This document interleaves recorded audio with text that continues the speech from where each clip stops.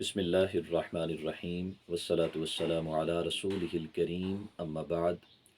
بخاری اور مسلم کی متفق علیہ حدیث مبارکہ ہے۔ حضرت ابو سعید خدری رضی اللہ تعالی عنہ روایت کرتے ہیں، ہمارے آقا حضرت محمد مصطفیٰ صلی اللہ علیہ وآلہ وسلم نے ارشاد فرمایا، جب اہل جنت کی نعمتوں سے لطف اندوز ہو رہے ہوں گے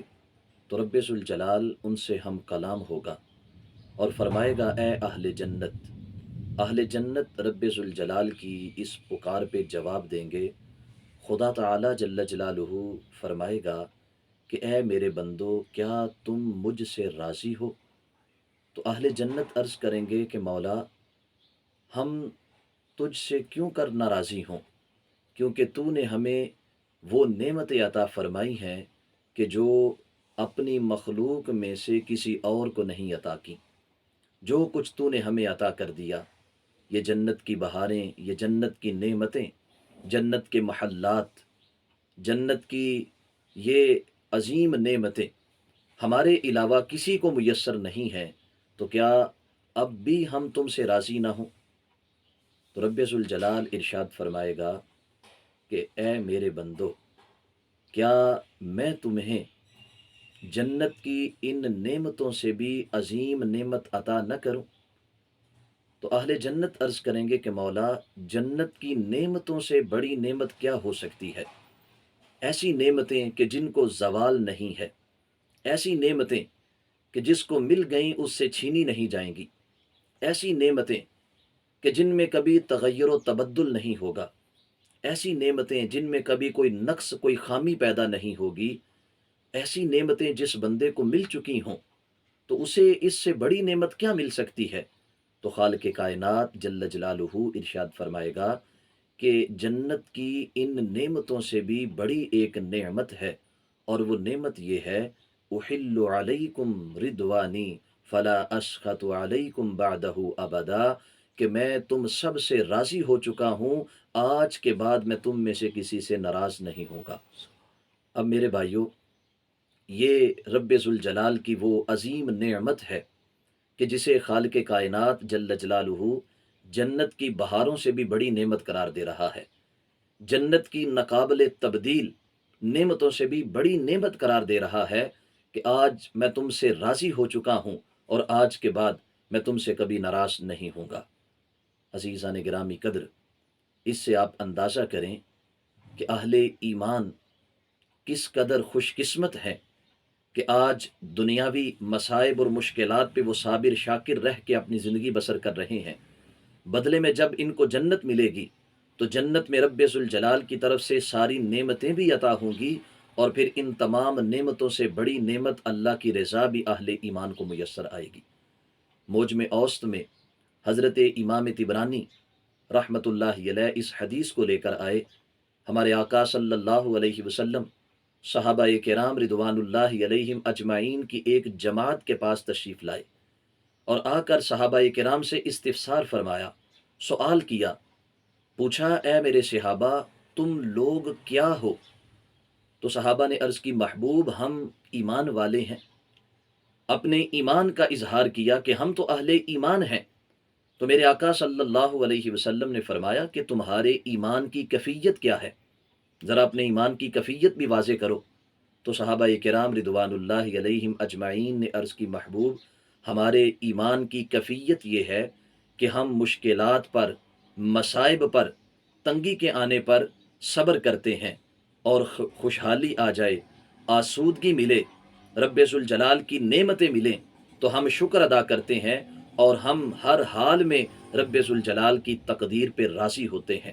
تو سید عالم نور مجسم شفیع معظم صلی اللہ علیہ وسلم نے سن کر کہا، رب کعبہ کی قسم، تم ہی حقیقی ایمان والے ہو۔ تو اب حقیقی ایمان والا تو ہر حال میں اللہ پہ راضی رہتا ہے، مشکلات کا زمانہ ہو پھر بھی وہ اللہ پہ راضی ہے، آسانی کا زمانہ ہو پھر بھی وہ اللہ سے راضی ہے، صحت اور تندرستی کا زمانہ ہو پھر بھی وہ اللہ سے راضی ہے، بیماری آ جائے پھر بھی وہ اپنے رب سے راضی رہتا ہے، اللہ نعمت عطا کرے پھر بھی بندہ مومن اپنے رب سے راضی ہے، اور اگر اس نعمت کو واپس لے کر اپنے بندے کی آزمائش کرے تو پھر بھی بندہ مومن اپنے رب سے راضی رہتا ہے۔ تو سرکار دو عالم صلی اللہ علیہ وسلم نے ارشاد فرمایا کہ رب کعبہ کی قسم، تم ہی اصل ایمان والے ہو، اور ان ایمان والوں کو رب ذوالجلال جنت میں اپنی نعمت عطا کرنے کے بعد پھر ارشاد فرمائے گا کہ اب میں تمہیں اپنی سب سے بڑی نعمت بھی عطا کر رہا ہوں، اور اللہ کی طرف سے ملنے والی سب سے بڑی نعمت اللہ کی رضا ہے۔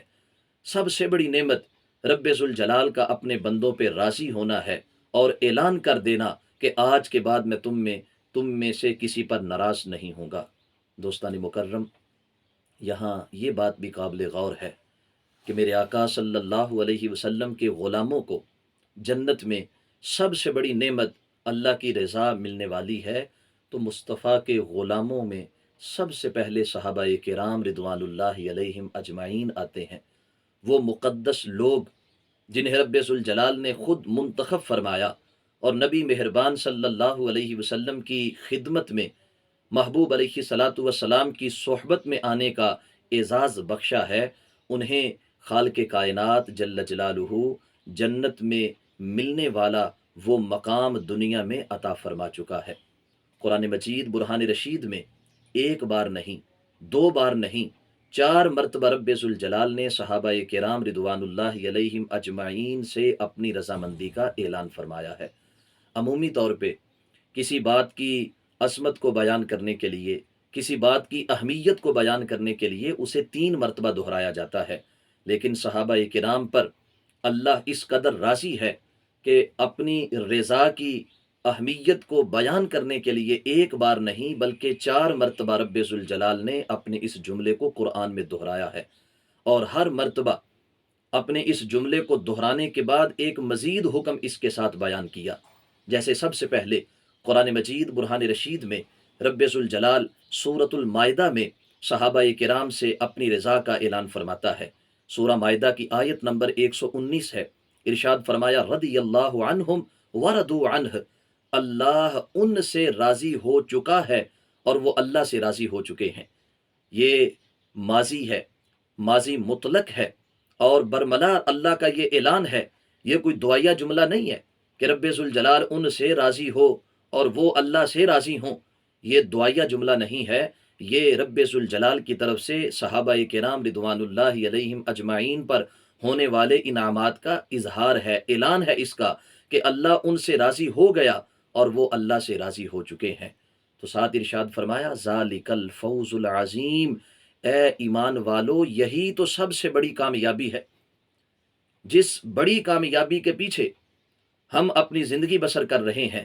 اور سب سے بڑی کامیابی جو ہمیں جنت میں جا کے ملنے والی ہے۔ رب ذوالجلال نے حضرت صدیق اکبر سے لے کر حضرت سیدنا امیر معاویہ رضی اللہ تعالی عنہ تک، اور جناب امیر معاویہ رضی اللہ تعالی عنہ سے لے کر حضرت وحش بن حرب رضی اللہ تعالی عنہ تک کے تمام صحابہ کرام کو دنیا میں ہی عطا فرمائی ہے۔ ارشاد فرمایا ذالک الفوز العظیم، یہی تو سب سے بڑی کامیابی ہے کہ رب ذوالجلال اپنے بندوں سے راضی ہو جائے اور بندے بھی اپنے رب سے راضی ہو جائیں۔ پھر دوسرے نمبر پہ خالق کائنات جل جلالہ نے سورہ توبہ کی آیت نمبر 100 میں ارشاد فرمایا رضی اللہ عنہم ورضوا عنہ، صحابہ کرام وہ مقدس لوگ ہیں کہ اللہ ان سے راضی ہو چکا ہے اور وہ اللہ سے راضی ہو چکے ہیں۔ اور پھر ارشاد فرمایا اللہ نے ان کے لیے ایسے باغات تیار فرما رکھے ہیں جن کے درمیان سے نہریں جاری و ساری ہیں، خالدین فیہا ابدا، ہمیشہ کے واسطے وہ ان باغات میں رہیں گے۔ اور ساتھ یہی ارشاد فرمایا ذالک الفوز العظیم، یہی تو سب سے بڑی کامیابی ہے۔ پھر تیسرے نمبر پہ خالق کائنات جل جلالہ نے سورۃ المجادلہ کی آیت نمبر 22 میں صحابہ کرام سے اپنی رضامندی کا اعلان فرمایا۔ کیا خوبصورت الفاظ ہیں، فرمایا رضی اللہ عنہم ورضوا عنہ، اللہ ان سے راضی ہو چکا ہے اور وہ اللہ سے راضی ہو چکے۔ اور اگلا جملہ ہے، فرمایا اولئک حزب اللہ، یہی تو اللہ کا گروہ ہے، الا ان حزب اللہ هم المفلحون، خبردار اللہ کا گروہ ہی کامیاب ہونے والا ہے۔ دوستان مکرم، چوتھے مقام پہ سورۃ البینہ آیت نمبر 8 میں یہی الفاظ دہرائے رضی اللہ عنہم ورضوا عنہ، اور ساتھ فرمایا ذالک لمن خشی ربہ، ساتھ یہ اعلان کر دیا کہ صحابہ کرام وہ ہیں کہ جن کے دل خشیت الہی سے لبریز تھے، جن کے اعمال سے خوف خدا کا اظہار ہوتا، جن کی گفتگو سے رب ذوالجلال کے ڈر کا اظہار ہوتا، یہ مقدس گروہ وہ ہے کہ جنہیں رب ذوالجلال ایک نہیں، دو نہیں، 4 مرتبہ قرآن میں اپنی طرف سے ملنے والی رضا کا اعلان فرما رہا ہے۔ وہ عظیم رضا جسے رب نے اپنی جنت کی سب سے بڑی نعمت قرار دیا، کیا خوبصورت انداز ہے رب ذوالجلال کے ان جملوں کا، جن سے یہ واضح ہوتا ہے کہ اہل ایمان کو جو جنت ملنے والی ہے، صحابہ کرام رضوان اللہ علیہم اجمعین کو اللہ نے دنیا میں ہی وہ عظیم نعمت عطا فرما رکھی ہیں۔ مسلمانوں کی جنت اور صحابہ کرام کی دنیا، صحابہ کی دنیا مسلمانوں کی جنت سے کس قدر اعلیٰ ہے کہ جہاں ایک بار نہیں 4 بار اللہ ان سے اپنی رضا کا اظہار فرما رہا ہے، تو اندازہ کریں کہ صحابہ کو جنت میں جو اللہ کی طرف سے قرب ملے گا اس کا مقام کیا ہوگا۔ آخری بات ہے 5ویں مقام پہ خالق کائنات جل جلالہ نے سورۃ الفتح کی آیت نمبر 18 میں ارشاد فرمایا رضی اللہ عن المؤمنین اذ یبایعونک تحت الشجرہ، اے محبوب آپ کے ہاتھ پہ جب ایمان والے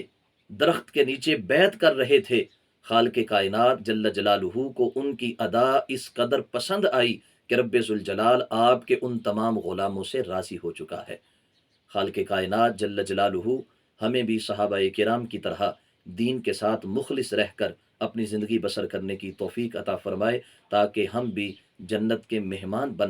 بن کر رب ذوالجلال کی سب سے بڑی نعمت کے حقدار بن سکیں۔ وآخر دعوانا ان الحمد للہ رب العالمین۔